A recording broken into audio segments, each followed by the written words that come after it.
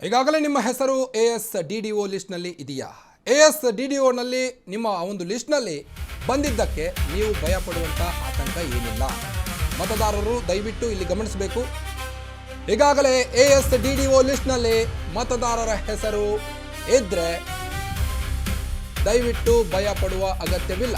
ನಮ್ಮ ಮತದಾನ ಡಿಲೀಟ್ ಆಯಿತು ಎಂಬ ಭಯ ಬಂತ ಹಾಗಾದ್ರೆ ದಯವಿಟ್ಟು ಭಯ ಪಡಬೇಡಿ. ಈ SIR ಯಾಕಾದ್ರೂ ಬಂತು ಅಂತ ಅನಿಸ್ತಾ ಇದೆಯಾ? ಇಲ್ಲ, ಆಗಲ್ಲ. ಈ ರೀತಿ ಮಾಡಿದ್ರೆ ಸಾಕು, ನಿಮ್ಮ ಮತ ಡಿಲೀಟ್ ಆಗಲ್ಲ. ನಿಮ್ಮ ಅಶ್ವವೇಗ ನ್ಯೂಸ್ನಲ್ಲಿ ಕಂಪ್ಲೀಟ್ ಸ್ಟೋರಿಯನ್ನ, ಮಾಹಿತಿಯನ್ನ ನೀಡಲಿಕ್ಕೆ ನಾವಿದೆ. ಇದನ್ನ ಮಾಡದಿದ್ರೆ ವೋಟ್ ಡಿಲೀಟ್ ಆಗೋದು ಫಿಕ್ಸ್. ಹಾಗಾದ್ರೆ ವೋಟ್ ಡಿಲೀಟ್ ಆಗದಿರಲು ಏನ್ ಮಾಡಬೇಕು ಅನ್ನೋ ಪ್ರಶ್ನೆ ಸಹಜವಾಗಿ ಎಲ್ಲರಲ್ಲೂ ಮೂಡಿರಬಹುದು.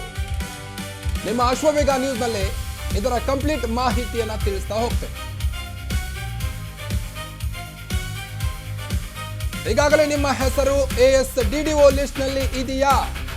ಹಾಗಾದ್ರೆ ಭಯ ಪಡೋ ಅಗತ್ಯ ಇಲ್ಲ ಮತದಾರರೇ. ASDDO ಲಿಸ್ಟ್ನಲ್ಲಿ ಬಂದಿದ್ರೆ, ನಿಮ್ಮ ಹೆಸರು ಬಂದಿದ್ರೆ ದಯವಿಟ್ಟು ಭಯ ಪಡಬೇಡಿ. ಈ SIR ಯಾಕಾದ್ರೂ ಬಂತು ಅಂತ ಭಯ ಪಡುವಂತ ಅಗತ್ಯ ಇಲ್ಲ.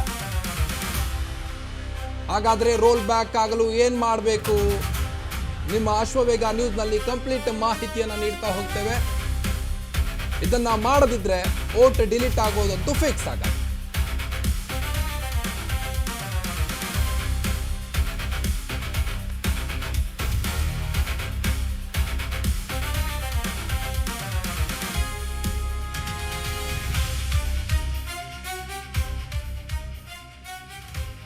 ನೋಡಿ, 2 ಲಕ್ಷ ಮತದಾರರ ಹೆಸರು ಮತ್ತೆ ರೋಲ್ ಬ್ಯಾಕ್ ಆಗ್ಬೇಕಂದ್ರೆ ಈಗಾಗಲೇ 2 ಲಕ್ಷ ಮತದಾರರ ಹೆಸರು ಈ ASDDO ಪಟ್ಟಿಯಲ್ಲಿದೆ.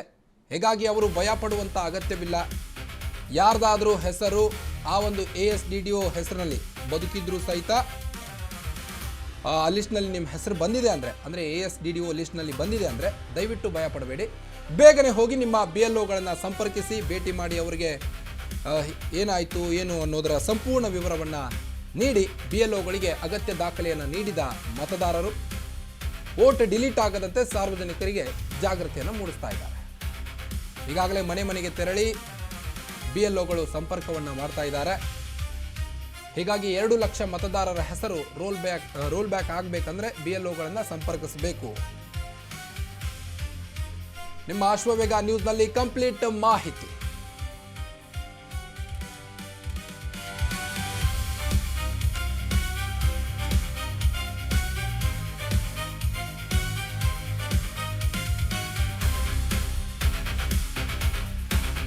ನೋಡಿ, 1.10 ಕೋಟಿ ಪೈಕಿ 2 ಲಕ್ಷ ಹೆಸರು ರೋಲ್ ಬ್ಯಾಕ್ ಆಗಿದೆ. ASDDOನಲ್ಲಿ ನಿಮ್ಮ ಹೆಸರು ಬಂದರೆ BLOಗಳನ್ನು ಸಂಪರ್ಕಿಸಿ, ನಿಮ್ಮ ಹೆಸರು ಮತ್ತು ಮತದಾರರ ವಿವರವನ್ನು ಪರಿಶೀಲಿಸಿ, ಹಳೆ ದಾಖಲೆಗಳ ಬಗ್ಗೆ ಗೊಂದಲವಿದ್ದರೆ ಮಾಹಿತಿಯನ್ನ ನೀಡಿ, ವಿಳಾಸ ಬದಲಾಗಿದ್ರೆ ಬೇಗನೆ ಅಪ್ಡೇಟ್ ಮಾಡಿಸಿ ಅಂತ ಈಗಾಗಲೇ ಚುನಾವಣಾ ಆಯೋಗವ ಈ ಬಗ್ಗೆ ತಿಳಿಸಿದೆ. ಚುನಾವಣಾ ಆಯೋಗ ASDDOನಲ್ಲಿ ನಿಮ್ಮ ಹೆಸರು ಬಂದರೆ BLOಗಳನ್ನು ಸಂಪರ್ಕಿಸಿ. 2 ಲಕ್ಷ ಮತದಾರರು ಈಗಾಗಲೇ ಈ ಲಿಸ್ಟ್ನಲ್ಲಿ ಬಂದಿದ್ದಾರೆ. ಆ ಲಿಸ್ಟ್ನಲ್ಲಿ ನಿಮ್ಮ ಹೆಸರೇನಾದರೂ ಬಂದರೆ, ಒಂದು ವೇಳೆ ಬದುಕಿದ್ರು ಸಹಿತ ಸ್ಥಳೀಯರಿದ್ದರೆ, ಆ ಲಿಸ್ಟ್ನಲ್ಲಿ ಏನಾದರೂ ನಿಮ್ಮ ಹೆಸರು ಬಂದಿದ್ದರೆ ದಯವಿಟ್ಟು ಭಯ ಪಡಬೇಡಿ. ಮತಪಟ್ಟಿಯಲ್ಲಿ ಹೆಸರು ಇರುವಂತೆ ನೋಡಿಕೊಳ್ಳಿ. ನಿಮ್ಮ ಹೆಸರನ್ನು ರೋಲ್ ಬ್ಯಾಕ್ ಹೇಗೆ ಮಾಡಬೇಕಂದ್ರೆ BLOಗಳನ್ನು ಸಂಪರ್ಕಿಸಿ, ನಂತರ ಅವರಿಗೆ ನಿಮ್ಮ ದಾಖಲೆಗಳನ್ನು ನೀಡಿ, ಅವರು ಅದನ್ನು ಪರಿಶೀಲಿಸಿ ನಿಮಗೆ ಸರಿಯಾದಂಥ ನ್ಯಾಯವನ್ನು ದೊರಕಿಸಿಕೊಡ್ತಾರೆ. ಹಳೆ ದಾಖಲೆಗಳ ಬಗ್ಗೆ ಗೊಂದಲವಿದ್ದರೆ ಅದರ ಬಗ್ಗೆನೂ ಕೂಡ ಅಪ್ಡೇಟನ್ನು ನೀಡ್ತಾರೆ. ಬನ್ನಿ, ಬಗ್ಗೆ ಇನ್ನಷ್ಟು ಹೆಚ್ಚಿನ ಅಪ್ಡೇಟ್ಸ್ ಕೊಡ್ತಾ ಹೋಗ್ತಾರೆ ನಮ್ಮ ಪ್ರತಿನಿಧಿ ಕೃಷ್ಣ. ಈಗಾಗಲೇ ನಿಮ್ಮ ಹೆಸರು ರೋಲ್ ಬ್ಯಾಕ್ ಆಗಬೇಕಂದ್ರೆ ಏನು ಮಾಡಬೇಕು ಅಂತ ನಾವು ತಿಳಿಸ್ಕೊಟ್ಟಿದ್ದೇವೆ. ಆದರೆ ಮುಂದಿನ ದಿನಗಳಲ್ಲಿ ಏನಾಗ್ಬೋದು ಈ ಮತದಾರ ಬಗ್ಗೆ ಅಂತ? ಎಸ್, ಖಂಡಿತ ಕಾರ್ತಿಕ್. ಏನಂತಂದರೆ ಈಗಾಗಲೇ ಒಂದು SIR ಪ್ರಕ್ರಿಯೆ ಅಂದರೆ ಸಮೀಪಿಸ್ತಾ ಇದೆ. ಕೇವಲ ಆಗಸ್ಟ್ 17 ಅಂದರೆ ಇನ್ನು ಕೇವಲ ಒಂದೇ ವಾರ ಬಾಕಿ ಉಳಿದಿದೆ. ಈ ಮಧ್ಯೆ ನಿನ್ನೆ ಚುನಾವಣಾ ಆಯೋಗದಿಂದ ಒಂದು ಅಧಿಕೃತ ಮಾಹಿತಿ ಹೊರಬಿದ್ದಿತ್ತು. ಬರೋಬ್ಬರಿ 1.10 ಕೋಟಿ ಮತದಾರರ ಹೆಸರು ASDDO ಲಿಸ್ಟ್ನಲ್ಲಿ ಬಂದಿತ್ತು. ಅಲ್ಲದೆ ಬೆಂಗಳೂರಿನ 47 ಲಕ್ಷ ಅಂದರೆ ಹತ್ತತ್ರ 47 ಲಕ್ಷದ ಎಷ್ಟು ಸಮಥಿಂಗ್ ಹತ್ತತ್ರ 48 ಲಕ್ಷ ಮತದಾರರ ಹೆಸರು ಕೂಡ ASDDO ಲಿಸ್ಟ್ನಲ್ಲಿ ಬಂದಿತ್ತು. ಹಾಗಾದರೆ ASDDO ಲಿಸ್ಟ್ ಅಂದರೆ ಏನಿದು, ಯಾಕಾಗಿ ಆ ಒಂದು ಲಿಸ್ಟ್ನಲ್ಲಿ ಒಂದು ಇಷ್ಟೊಂದು ಜನರ ಹೆಸರು ಬಂದಿತ್ತು ಅಂತ ಹೇಳೋದಾದರೆ, ಎ ಅಂದರೆ ಆಬ್ಸೆಂಟ್, ಶಿ ಅಂದರೆ ಶಿಫ್ಟ್, ಡಿ ಅಂದರೆ ಡೆತ್, ಡೂಪ್ಲಿಕೇಟ್ ಆ್ಯಂಡ್ ಅದರ್ಸ್ ಅನ್ನುವಂಥ ಲಿಸ್ಟು. ಅಂದರೆ ಶಿಫ್ಟ್ ಆದ ಸ್ಥಳಾಂತರವಾದವರು, ಆಮೇಲೆ ಡೆತ್ ಆದಂಥವರ ಹೆಸರು, ಮತ್ತು ಒಬ್ಬರ ಹೆಸರನ್ನೇ ರಿಪೀಟ್ 2-3 ಲಿಸ್ಟ್ಗಳಲ್ಲಿ ಬಂದಿರುವಂಥವರ ಹೆಸರು ಬಂದಿರುವುದರಿಂದ ಒಂದು ASDDO ಲಿಸ್ಟ್ನಲ್ಲಿ ಬಂದಿತ್ತು ಅಂತ ಹೇಳ್ಬೋದು. ಆದರೆ ಇದೀಗ ಮತ್ತೊಂದು ಅಚ್ಚರಿಯ ಮಾಹಿತಿ ಅಂತಂದರೆ 1.10 ಕೋಟಿ ಒಂದು ಮತದಾರರ ಹೆಸರು ASDDO ಲಿಸ್ಟ್ನಲ್ಲಿ ಏನು ಬಂದಿತ್ತಲ್ಲ, ಆ ಪೈಕಿ ಬರೋಬ್ಬರಿ 2 ಲಕ್ಷ ಜನರ ಹೆಸರು ಈಗ ರೋಲ್ ಬ್ಯಾಕ್ ಆಗಿದೆ ಅಂತ ಹೇಳ್ಬೋದು. ರೋಲ್ ಬ್ಯಾಕ್ ಅಂದರೆ ಏನು, ಯಾಕಾಗಿ ಹೆಸರು ಬಂದು ರೋಲ್ ಬ್ಯಾಕ್ ಆಯಿತು ಅಂತ ನೋಡೋದಾದರೆ, ನಾವು BLOಗಳಿಗೆ ಒಂದು ಸರಿಯಾದ ಮಾಹಿತಿ ಕೊಟ್ಟಿರಲ್ಲ, ಹಾಗಾಗಿ ನಮ್ಮ ಹೆಸರು ಆ ಒಂದು ಪಟ್ಟಿಯಲ್ಲಿ ಬಂದಿತ್ತು. ಅದನ್ನು ರೋಲ್ ಬ್ಯಾಕ್ ಅಂದರೆ 2 ಲಕ್ಷ ಜನರ ಹೆಸರು ರೋಲ್ ಬ್ಯಾಕ್ ಆಗಿದೆ. ಆ ರೋಲ್ ಬ್ಯಾಕ್ ಆಗೋದಕ್ಕೆ ಆ ಒಂದು ಮತದಾರರು ಏನು ಮಾಡಿದ್ರು, ಯಾವ ರೀತಿ ಅವರ ಒಂದು ಹೆಸರು ಮತದಾನದ ಪಟ್ಟಿಯಿಂದ ಕಳೆದೋಗದಂತೆ ಜಾಗೃತಿ ವಹಿಸಿದರು ಅಂತಂದರೆ, ಈ ಒಂದು ಮತದಾರರು ಏನಿದ್ದಾರೆ ತಮ್ಮ ಅಗತ್ಯ ದಾಖಲೆಗಳನ್ನು ಅಂದರೆ ಸಂಬಂಧಪಟ್ಟ ಗ್ರಾಮ ಪಂಚಾಯಿತಿ ಆಗಿರ್ಬೋದು, ಅಥವಾ ನಗರ ನಿವಾಸಿಗಳಾಗಿದ್ದರೆ ತಾಲೂಕು ಪಂಚಾಯಿತಿಗಳಾಗಿರ್ಬೋದು, ಅಥವಾ ಒಂದು ತಾಲೂಕು ದಂಡಾಧಿಕಾರಿಗಳು ಅಂದರೆ ತಹಶೀಲ್ ಕಚೇರಿಗೆ ಹೋಗಿ ಅಲ್ಲಿ ಒಂದು ಅಗತ್ಯ ಮಾಹಿತಿಯನ್ನು ಅಂದರೆ ತಮ್ಮ ದಾಖಲೆಯನ್ನು ಒದಗಿಸಿರ್ತಾರೆ. ಆ ಒಂದು ದಾಖಲೆಗಳನ್ನು ನೋಡಿ ಅಲ್ಲಿನ ದಂಡಾಧಿಕಾರಿಗಳಾಗಿರ್ಬೋದು, ಚುನಾವಣಾ ಅಧಿಕಾರಿಗಳಾಗಿರ್ಬೋದು, ಅವರೇನು ಮಾಡ್ತಾರೆ, ಮತ್ತೆ ಈ ಒಂದು BLOಗಳಿಗೆ ಒಂದು ಮಾಹಿತಿಯನ್ನು ರವಾನಿಸ್ತಾರೆ. ನೋಡಿ ಈ ರೀತಿಯಾಗಿ ಬಂದಿದೆ, ಇವರು ರೋಲ್ ಬ್ಯಾಕ್ಗೆ ಅಪ್ಲೈ ಮಾಡಿದ್ದಾರೆ, ಆ ಒಂದು ವಿನಂತಿಯನ್ನು ಪರಿಶೀಲಿಸಿ ಅಗತ್ಯ ದಾಖಲೆಗಳನ್ನು ನೀವು ನೋಡಿ ಪರಿಶೀಲನೆ ಮಾಡಿ ಆ ಒಂದು ಮಾಹಿತಿ ನಿಜವೋ ಸುಳ್ಳೋ ಏನು ಎಂಬುದನ್ನು ಪರಿಶೀಲನೆ ಮಾಡಿ ಅಂತೇಳಿ BLOಗಳಿಗೆ ಕಳಿಸ್ತಾರೆ.